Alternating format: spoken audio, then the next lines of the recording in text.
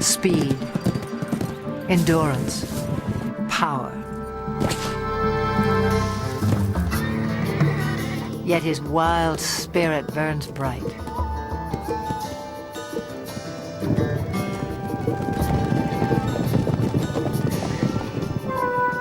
Spark of ancient myth. Pride of king and conqueror. He was the backbone of civilization. History was forged to the beat of his hooves. Even now, he still lays claim to the heart, with all the bold beauty that is the horse.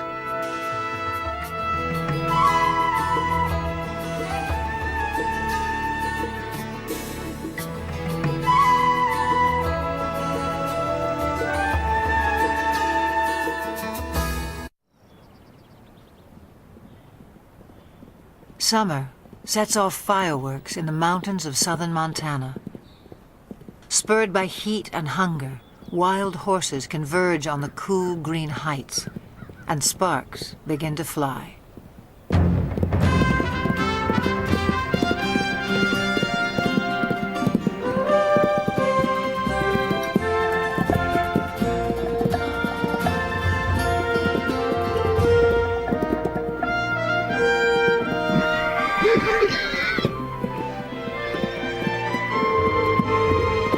Stallions spar and court young mares in a drama as old as the hills.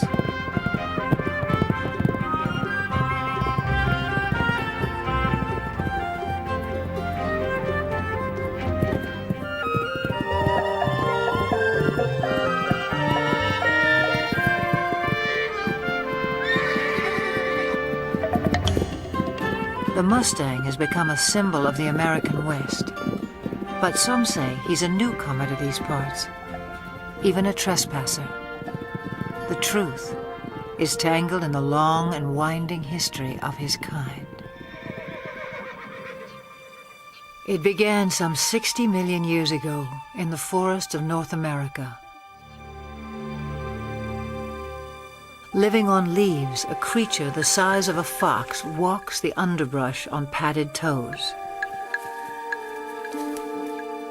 In time, forests give way to grassy plains. Legs grow long and toes become nimble hooves in a body built for speed. About 1 million years ago, the first true horses spread across land bridges to Asia and Europe. Their numbers swell, then slowly decline, perhaps due to climate change or the impact of a two-legged predator. To Ice Age hunters, the herds must have seemed inexhaustible, but by 8,000 years ago, horses were extinct in the Americas and dwindling elsewhere into memory and myth.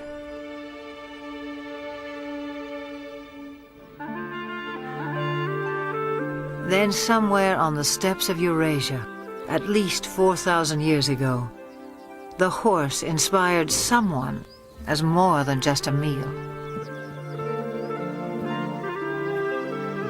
It may have begun as a shaman's ritual or a reckless teenage prank.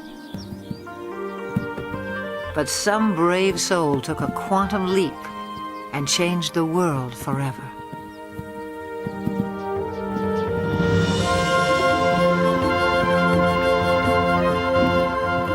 The horse utterly changed our sense of distance and speed. He carried us forward in space and time and made our world smaller. Great equestrian cultures arose and thundered across antiquity. Today, most have vanished, but here on the steppes of Mongolia, little has changed since the time when the horse became a way of life. Nomads still measure their wealth in livestock and move vast herds with the seasons.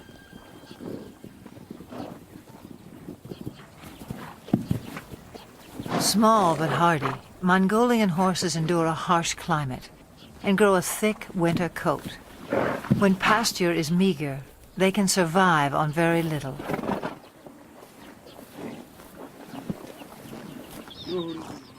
Mongolian nomads also herd sheep, goats, and cows, but horses are their greatest pride. Revered, they are largely reserved for riding, and one other important role. Mongolia's national drink, called arak, is fermented mare's milk. Life in the saddle begins early, in keeping with a local proverb.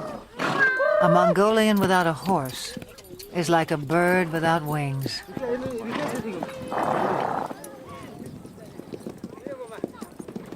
In July, thousands of nomads set up camp on the edge of the capital city, Ulaanbaatar. They come to celebrate Naadam, an ancient religious festival. National competitions of traditional sports are held, including 2 days of horse racing. One of the country's top horse breeders, Hang Medic, traveled over a week to take part in what will be his 30th Naadam. From a herd of 400 head, he has brought his 12 fastest horses. Also in tow are his grandchildren. For good reason. Riders must be under 12 to compete at Naadam. Training, however, is no child's play. It's what Hang Medic lives for.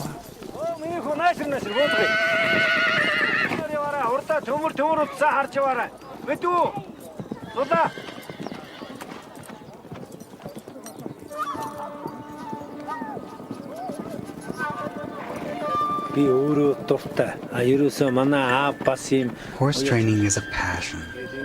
My father was a great trainer, and he passed that on to me. It's the same for most Mongolian people.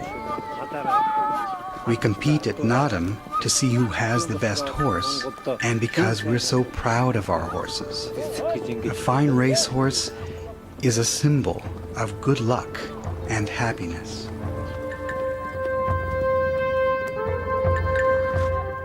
On the day of the first race, preparations begin at dawn. Hats and bright silks will help families spot their little jockeys at a distance. The distinguishing mark of a racehorse is a leather tail wrap, always wound clockwise. Forelocks are also bound. Hang Medic enhances the look with a charm bearing Mongolia's national emblem. He has high hopes for this young stallion. With an offering of mare's milk, Hang Medic's wife invokes the sacred powers of nature to bless horses and riders. A circle of incense purifies. A drop of arak protects from harm.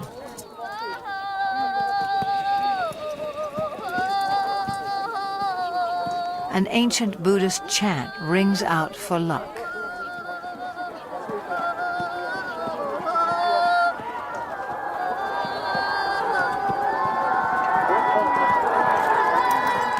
Some 500 riders will compete in the first race.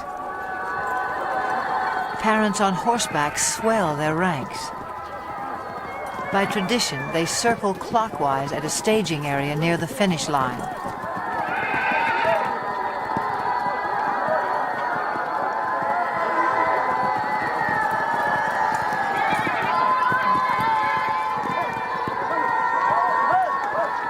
But the running of the race is not yet at hand. The starting point lies more than 15 miles away in the open steppe. To reach that point at a walk will take the racers some 3 hours. Which leaves time to kill for everyone else. Nomads like Hang Medic take the moment to catch up with old friends and trading partners. For people who live much of the year in relative isolation, there's also the irresistible allure of new faces.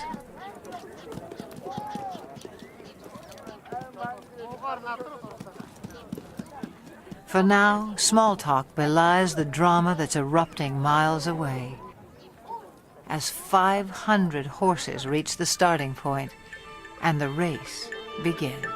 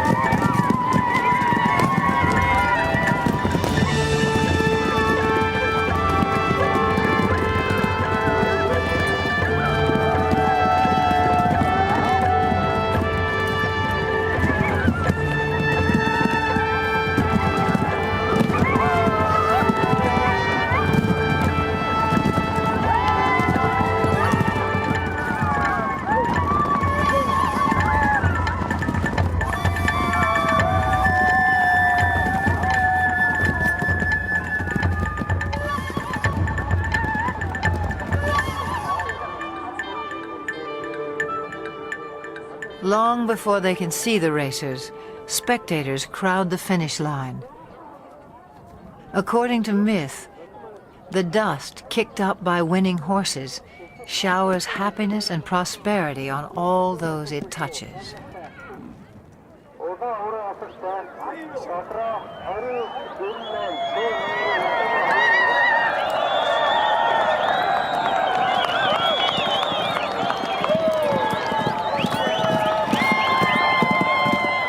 Frontrunners have been galloping for nearly 30 minutes. By Western standards, this might qualify as an extreme sport. But these are the descendants of Genghis Khan, who forged the largest land empire ever known on horseback.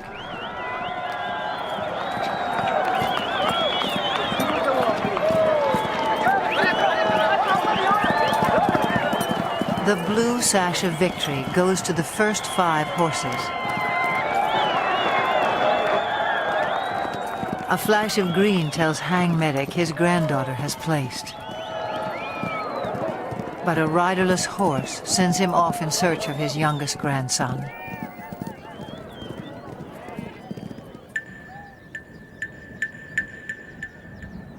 After an initial flurry, racers trickle in for another hour.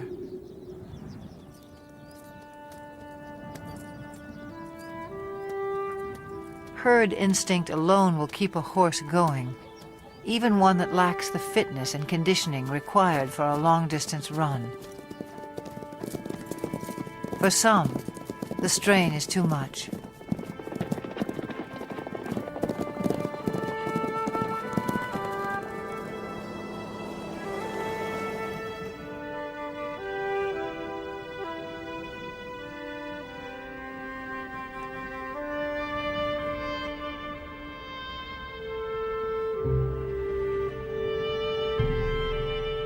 When a horse dies on the racetrack, the trainer is dishonored. But the child who has lost a beloved pet reaps only heartbreak.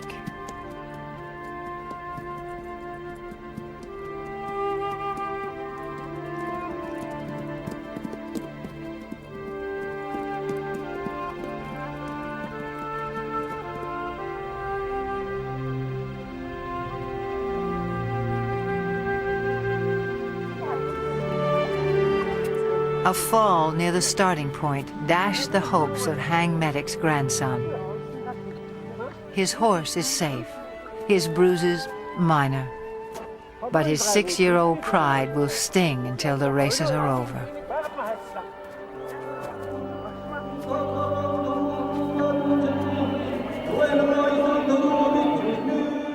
Nadam concludes in the National Stadium. with a parade of champions. Hang Medic is twice a winner. His grandchildren take 2 of his horses through their victory laps.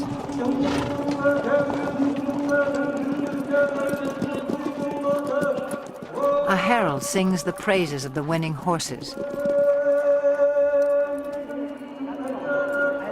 Medals and mare's milk do them honor.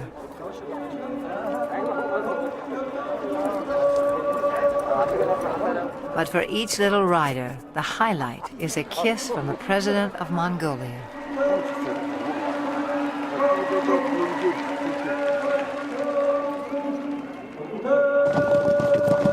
No other nation makes more of the horse.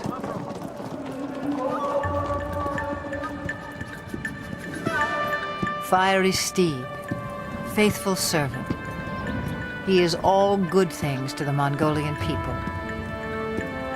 In return, they may succeed in saving the last truly wild horse on Earth. Before the rise of civilization, his kind ranged throughout Asia and Europe. Alert and aggressive, they were elusive prey with their camouflage of tawny coat, their upright two-toned mane. These horses were already rare in 1878, when Russian explorer Nikolai Przewalski returned from Mongolia. He carried a skull and hide that would prompt the announcement of a new species.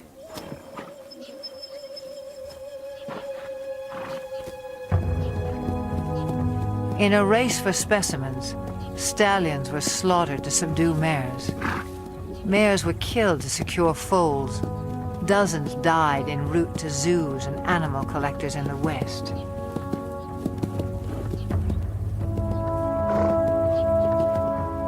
Przewalski's horses were last sighted in the wild in the 1960s. A decade later, fewer than 300 survived, in captivity only. This endangered species was declared extinct in the wild.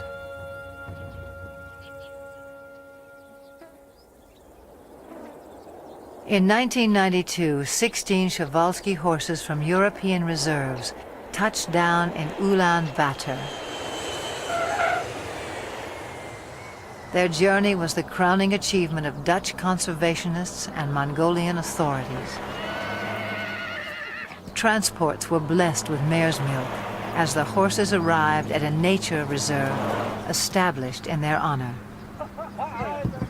The homecoming delighted local people. Their name for the horses is Taki. The word also means spirit.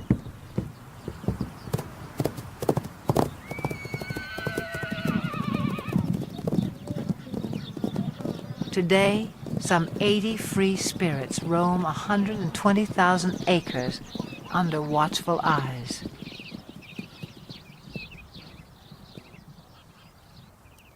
Park rangers closely track the animal's health and behavior. Breeding success is high. 2 generations have been born in the reserve. To increase the gene pool, horses are still brought in from the West. But prospects for a self-sustaining population are promising. Mongolia's preservation of the Taki seems a fitting tribute to an animal who has given us so much.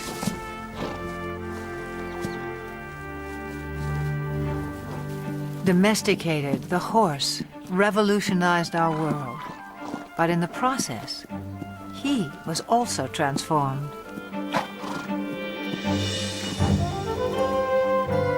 The legendary Arab is just one of more than 150 breeds, some honed for work, some for sport, others for sheer show.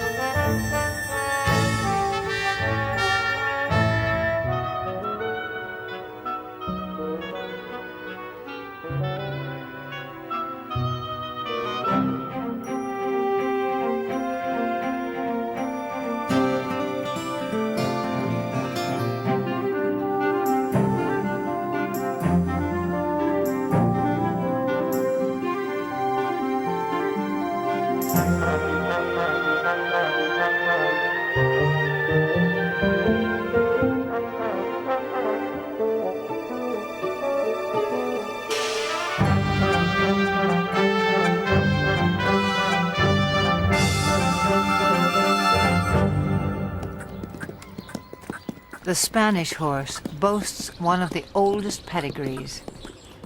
His speed and stamina were praised by the Romans. The famous Spanish riding school in Vienna was founded in his name.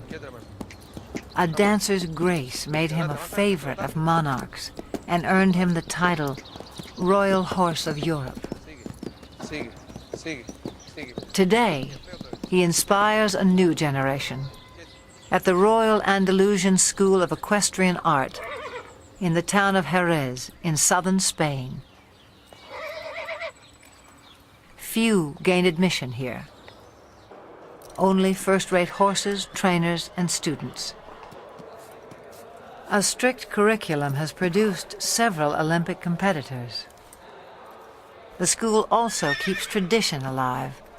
Once a week, the public is invited in to enjoy the splendors of another age. In 18th century costume, riders recreate the height of classical horsemanship as it was practiced throughout the courts of Europe.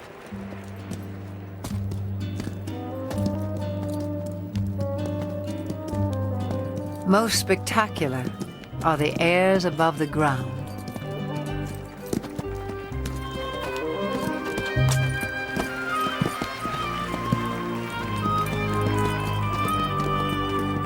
Horses naturally leap and kick when fighting.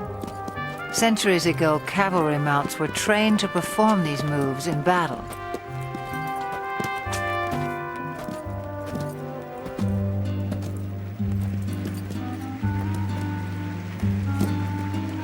Eventually, each gesture became an end in itself, as formal as ballet. A supreme effort, the capriole demands vertical loft, virtually in place.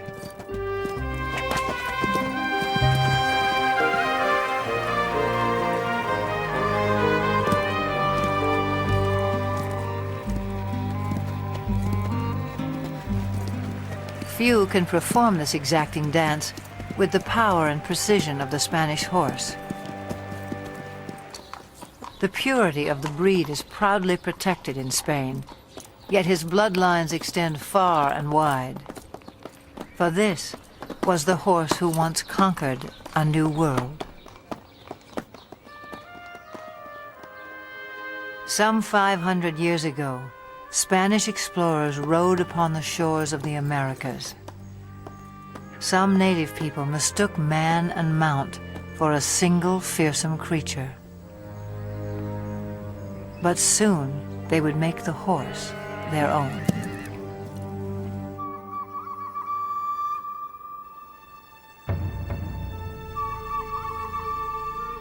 Through stealth and trade, Native Americans embraced the horse. It was said they came to each other like long-lost brothers.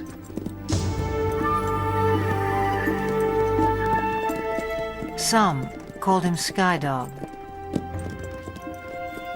He opened vast horizons in this life and haunted their visions of the afterlife.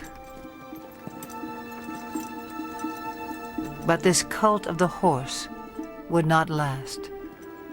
By the 19th century, Native Americans had been robbed of land and livelihood. Their beloved sky dogs were shot or simply set loose. Scores of Indian ponies joined strays and runaways, already thriving in the wilderness. By 1900, over 1 million horses roamed the American West. But not for long. To make way for cattle and sheep, public lands were cleared of animals considered worthless pests. They were slaughtered by the thousands for pet food, fertilizer, and mere sport. In the 1950s, public outcry denounced the abuses. Still, numbers had dropped below 20,000 by 1971, when a federal law was finally passed to protect the wild horse as a living symbol of the pioneer spirit of the West.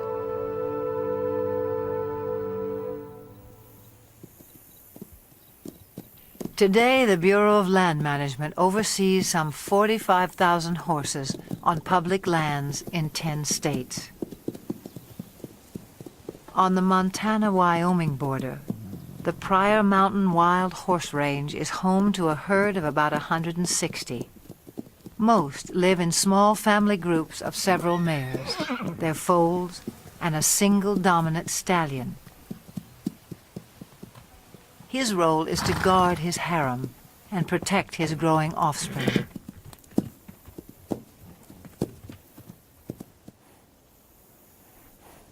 This stallion, known as Raven, is one of the most dominant on the range.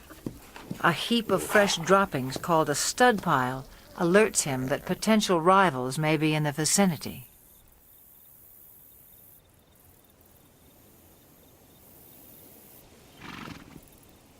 A band of young bachelor stallions prompts Raven to move his family to a safe distance.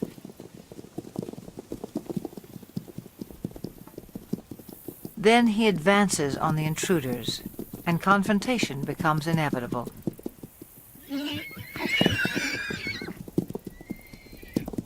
Raven may be outnumbered, but at 10 years old, his maturity and experience give him the advantage.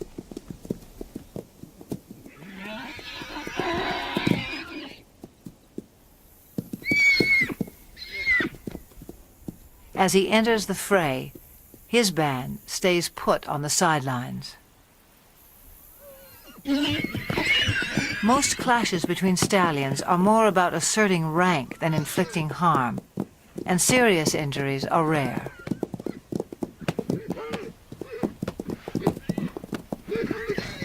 In the end, the bachelors move on unscathed but chastened, and Raven returns to his mares.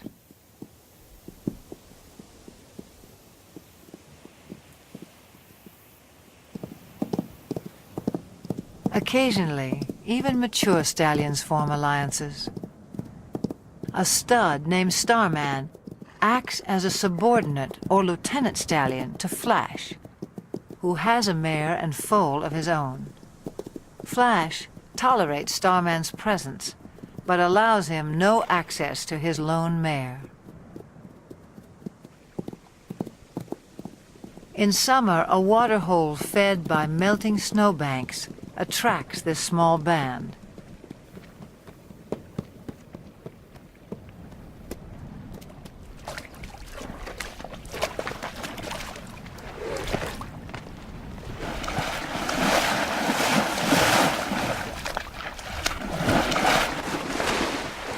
The mare enjoys a soothing mud bath, while her 3-month-old foal plays with the idea. But for now, the water holds no appeal for Flash's lieutenant stallion. Starman picks up the scent of another mare and sets off in hot pursuit.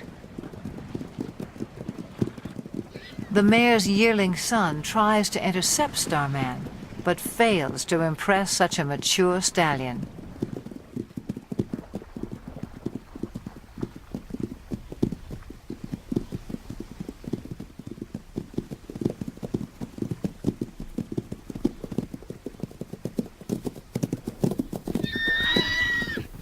This mare's own stallion must be just out of sight, a boon for Starman. Still, she rejects his advances.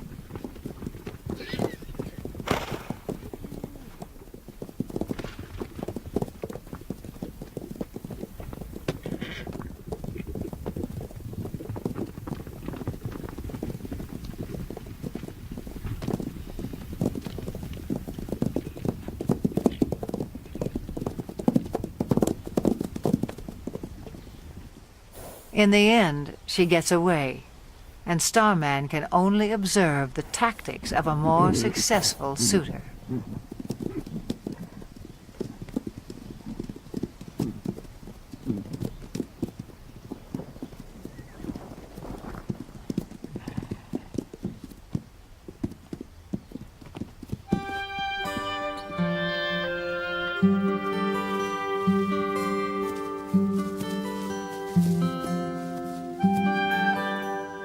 At times, the Pryor Mountains seem heaven on earth for horses.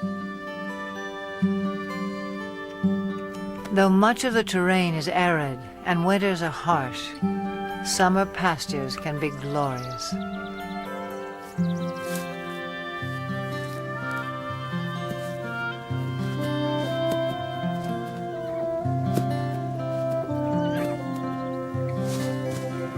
The horses have few predators to fear. Most were eliminated by ranching and land development. With high fertility rates, the horses' numbers can increase by 10, even 20% a year. And that means trouble in paradise.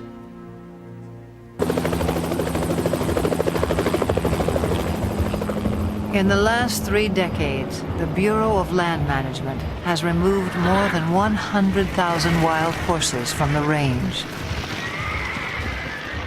The roundups are intended to protect public lands from overgrazing and ensure the health of the herds.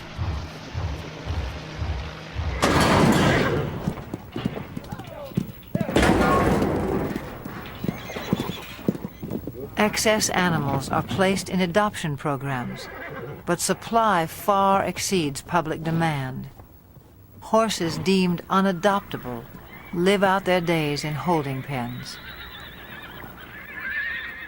Even now, the fate of America's wild horses remains an open-ended question.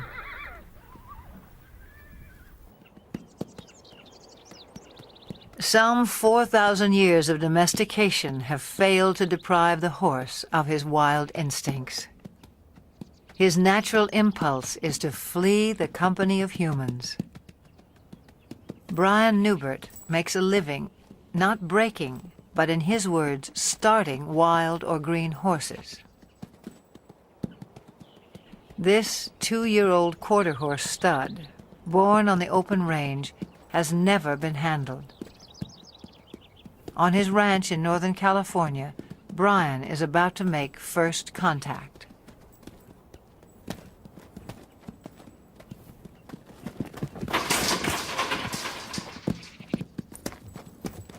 Brian will chase the horse until he turns to face his pursuer.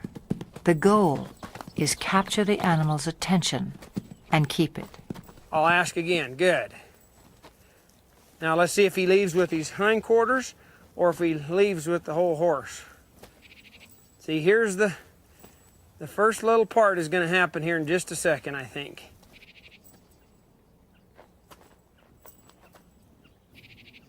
Subtle shifts of body language keep the horse focused on Brian. If his attention wanders, I might see if I can get another step closer. As long as he's doing that, I'll just let that soak in. And I'll take another step. And I'll take another one here. He's having trouble with it, but he's trying.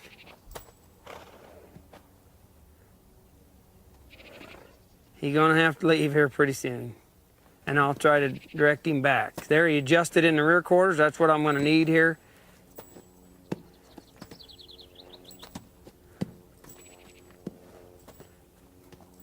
Within about 15 minutes, the young stallion has mastered the maneuver. Now Brian presents a new challenge. I might do just a little swing in here and see if he can stand that. And I'll see if I can put that on there without hitting him in the face. And I'll just, as I come forward, just let that go. And it's kind of scary. And you can see that it's troubling to him a little. So I'll just put just a little pressure till he finds his way toward me. See, he keeps thinking his answer is out of here, but the answer's right there. The horse turns to Brian for reassurance. A critical breakthrough. Now he might reach for me.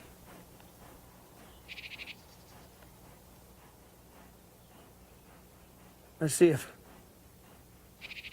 he come in here. I'll see if I can get another half a step without scaring him. See how he's reaching for me?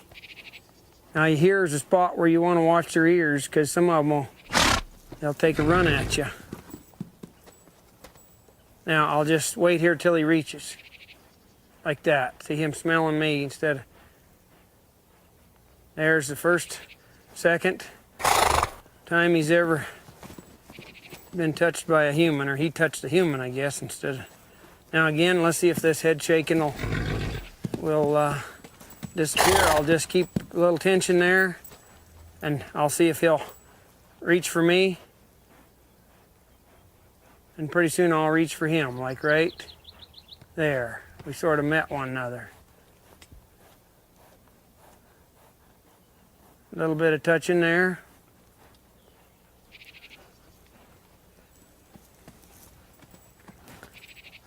A little bit more here. See, he's finding out he can touch me and reach for me now.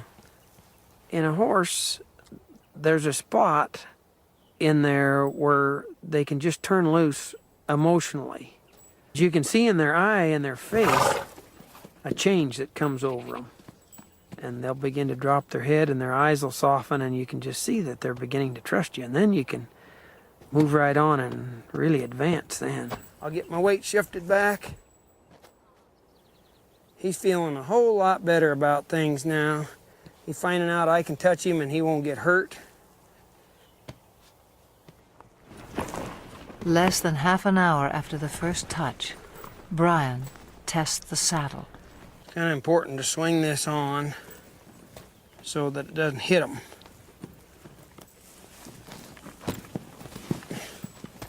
So this grab will gradually just lays right over on their back like that.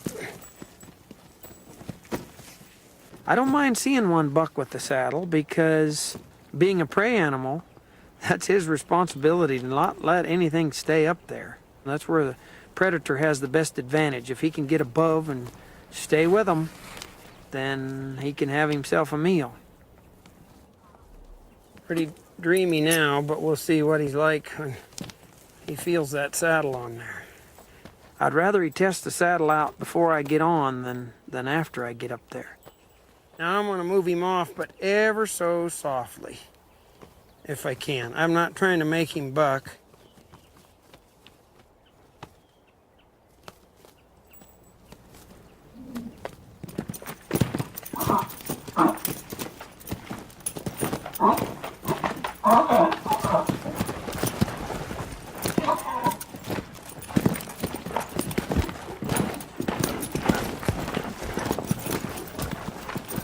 Okay, maybe I'll give him a little consoling. Did you get scared, Bolly?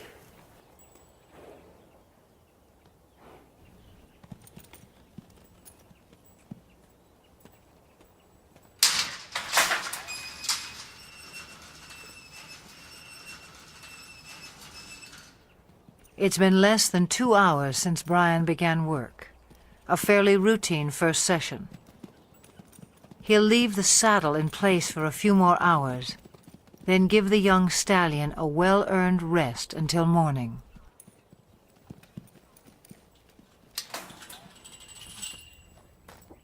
Yesterday's fear gives way to recognition and trust. Today will be another turning point. Social animals feel safest in a group.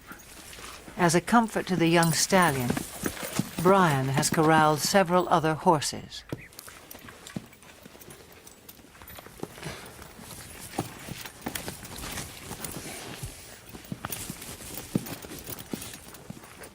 See, if he wiggles, I'll just wait here till he stands put. Pet him over here as if it was my leg, and maybe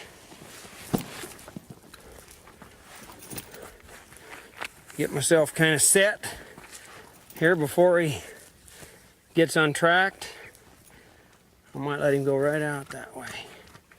And I'll just ask him to go. If he gets set, if he gets scared, wants to run, I'll just try to go with him.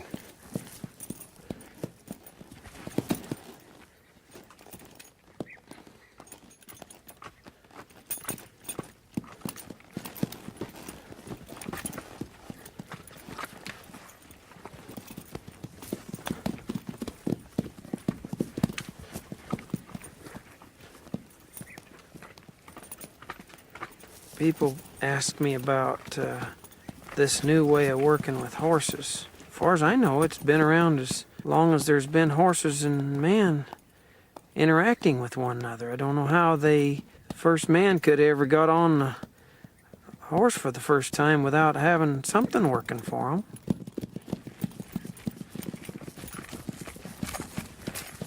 I'll get a little bolder as he gets a little more confidence. I'll ask him here to come back to me with this rein little, and he did. The young stallion's first ride lasts no more than 15 minutes and prompts a simple reward.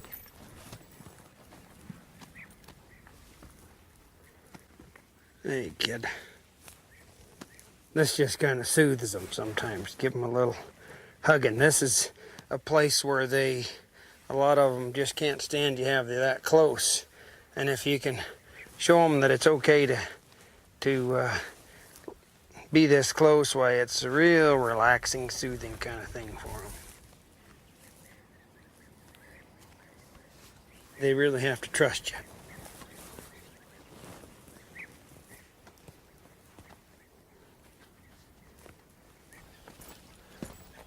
By day 3, it's time to abandon the security of the corral. A whole new life is beginning for the young stallion. He gets so he can trust me a whole lot more today, I see. And Brian is left to ponder an age-old mystery about the nature of horses. I often wondered how in the world would they allow somebody to get up on their back and guide them around. They'll take us miles and miles till they're totally, tired, pull wagons and pack loads and all kinds of things, when actually they could kick us or hurt us or buck us off any time, and yet they'll just work their hearts out for us if it's presented to them in a way that they can understand. Pretty special animal, really. Special indeed. No more than 60 years before the first moon landing, the world was driven by horsepower. Every sector of the economy relied on him. Transport and trade, industry and agriculture. No creature served us better in the building of civilization or its occasional overthrow. For millennia, the war horse prevailed in battle. If not for a horse, would Alexander have been great? Who can imagine Attila the Hun or Napoleon on foot? Over 1 million horses served in World War I. Nearly a third died. In World War II, tens of thousands perished in a battle of bullets and bombs. The age of horsepower was over. And yet there are more horses in the world today than during the 1800s. Some 62 million. In an age of technology, perhaps we yearn all the more for the touch of something wild.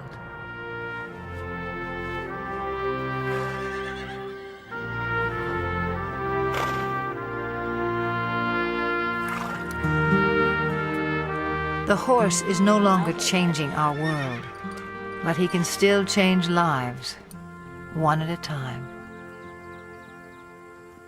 In central Georgia, Carol Woolley has loved horses since she was a child.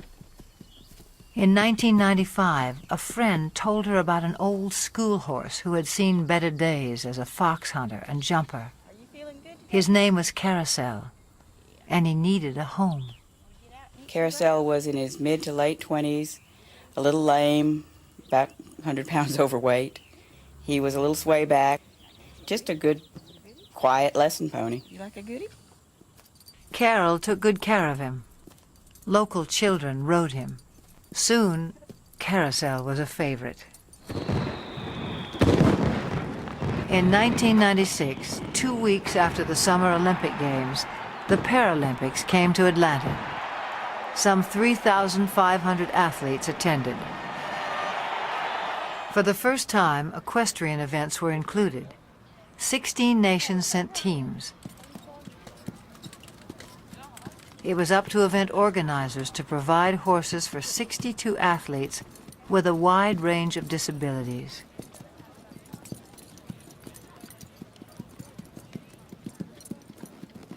Each would be judged on precision, smoothness, and harmony of horse and rider while performing a set pattern in the arena. A call went out to horse owners for calm, well-trained mounts. Carol Woolley volunteered 2 of her younger horses, but games officials were desperate for more.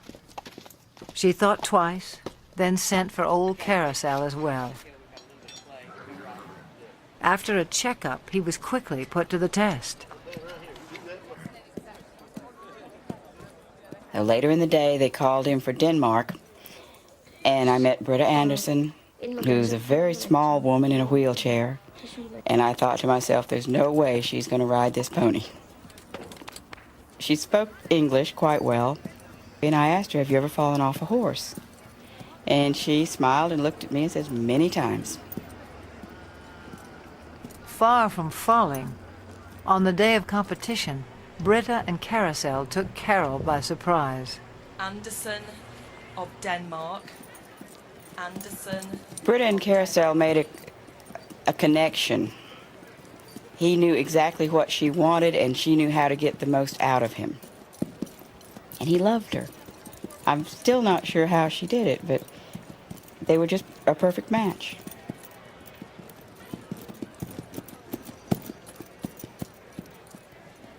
The judges agreed. The pair took first place in their division and received the highest score of all the competitors.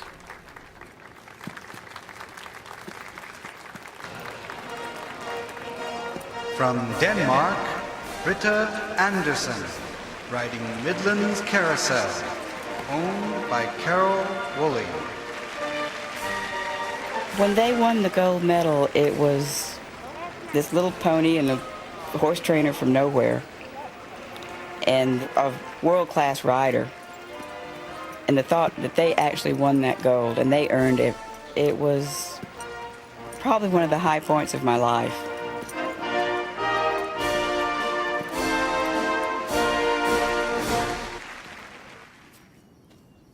By the time she returned home, Carol had decided to start a therapeutic riding school.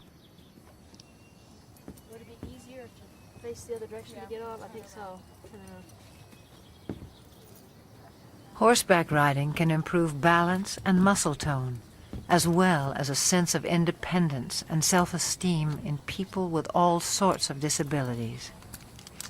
For Carol, there's no greater reward than to see someone like 13-year-old Sarah take her first ride. We got you now, kid. You're riding, kid. You're riding. When you take a child out of a wheelchair and put him on a horse, he's immediately taller. The walk of a horse mimics the same movement you get to actually walk on your own legs. It gives them a freedom of mobility. It gives them control over something that they may have never known before. They can control where they're going.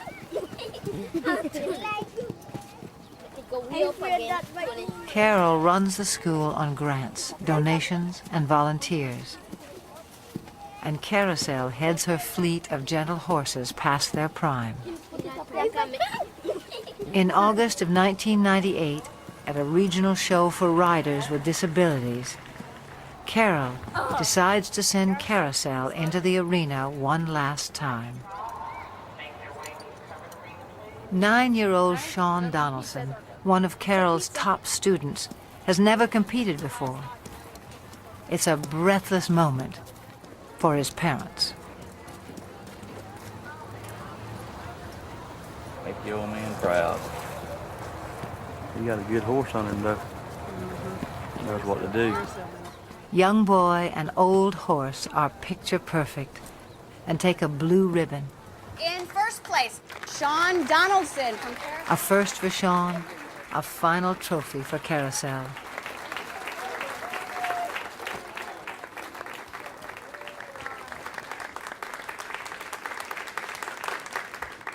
The competition concludes with a ceremony. As a symbol of retirement, Carol removes the saddle from a little horse of unknown breeding who has meant so much to so many.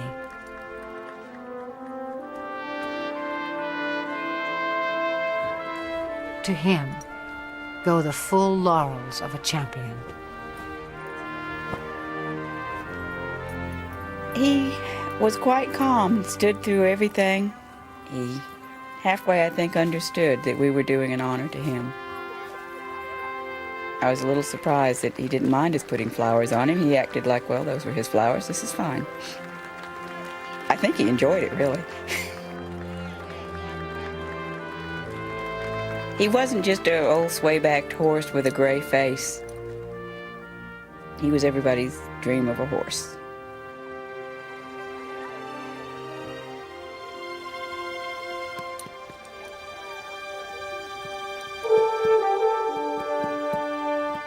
He's served everyone that's ever owned him, every place he's been. He's done everything we've asked him to do, all of his life. To me, he symbolizes all the horses that have worked hard all their lives and have given us so much pleasure. He's a fairy tale of a horse, but there's probably thousands of them out there just like him. I guess he's the poster child for all of them.